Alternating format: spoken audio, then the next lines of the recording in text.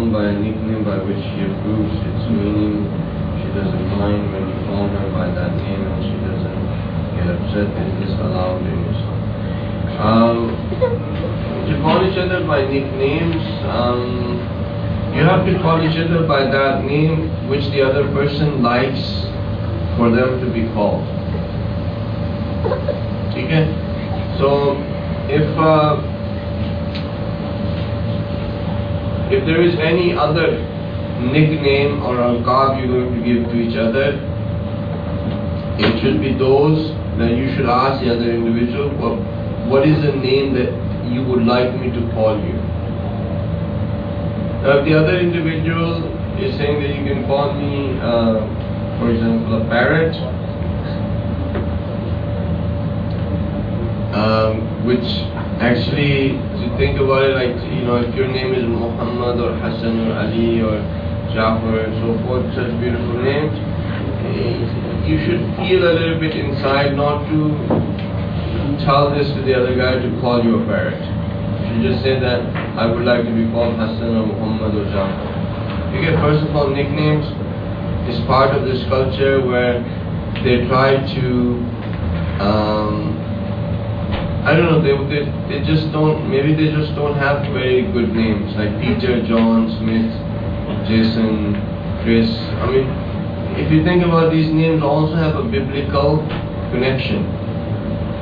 All of these names, they have a biblical connection, but because now they have lost their connection with the Bible, so they would rather be called dog or all these other nicknames that they come up with.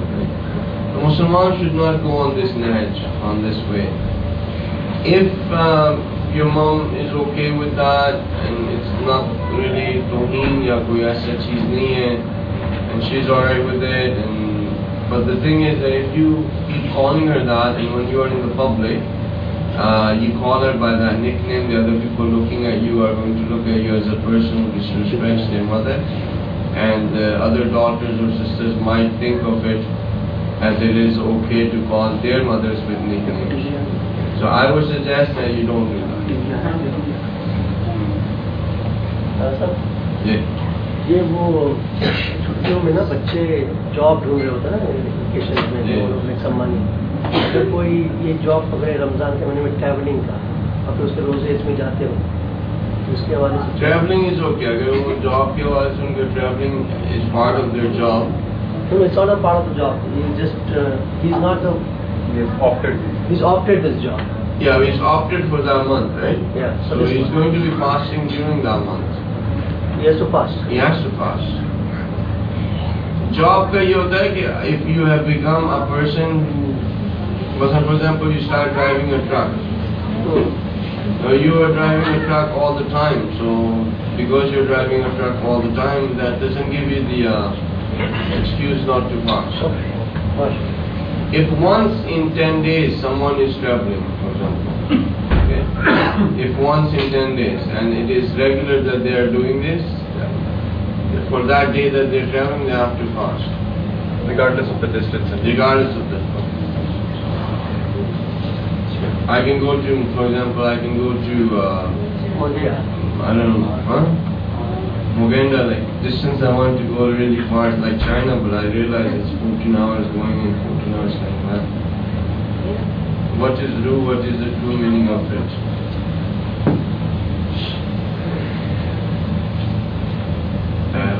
Ruh min amri Rabbi and wassalam. What is ruh? What is the true meaning of it? Okay, very quickly, ruh means essence, reality, truth. What it is a creation of Allah subhanahu wa ta'ala which has the potential to acquire the qualities of Allah subhanahu wa ta'ala without any limits as compared to the other creations. It has the ability to acquire the qualities of Allah subhanahu wa ta'ala without any limits depending, like in creation without any limits. But if you compare it with Allah subhanahu wa ta'ala has no limits. But in creation, Ruh has no limits, meaning it can acquire those qualities and go to its highest levels that any creation can. That includes jinn as well. And this Ruh is everywhere and nowhere. Does not have a shape or form. It is above time and space. It is immortal. It does not die. It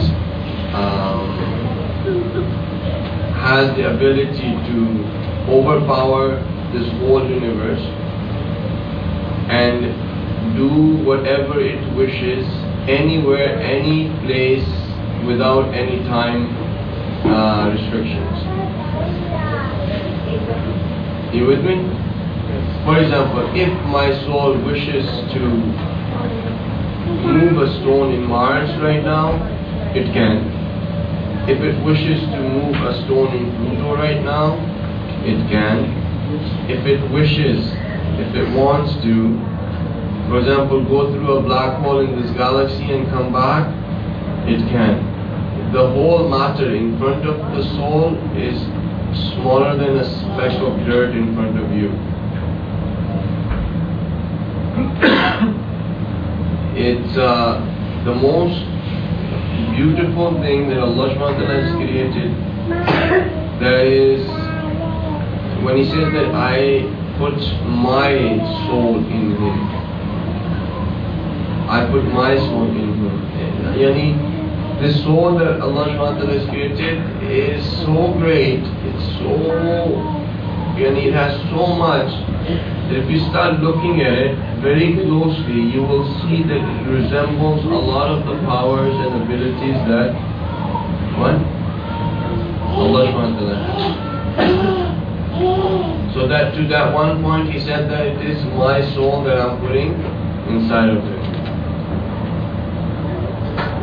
Now that power, all of that intense power that we have inside, what do we use it for?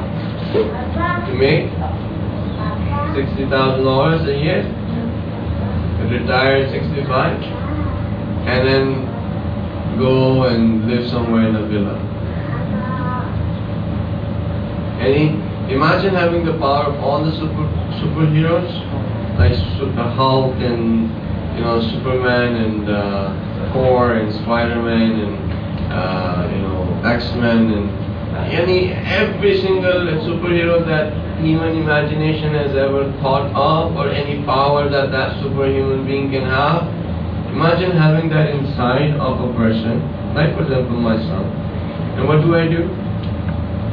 With all of this power that I have inside, what do? I just earn $60,000. I don't even earn that, but for example, I live a life of 65, retire, and then that's it, die. What would you say to that person? Like, what's wrong with you? You have so much power inside, you can do so much, so why are you settling for so little? Right? And basically, this is what most of the human beings are doing in this world. So, what is Ruh? You can talk a lot more about it, like I'm sure you might have a lot more questions.